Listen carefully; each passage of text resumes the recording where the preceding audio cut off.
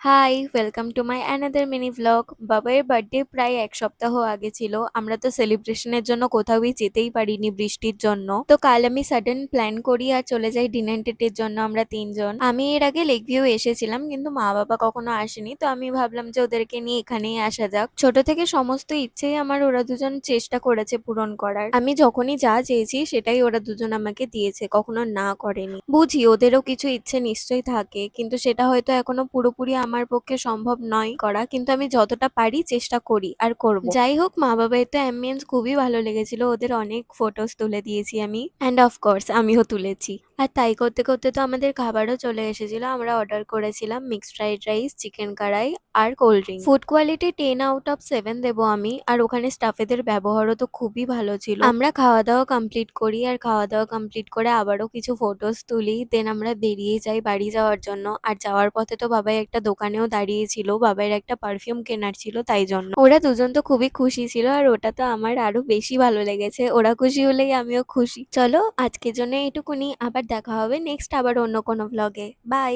Like, comment, share and subscribe করতে ভুলো না।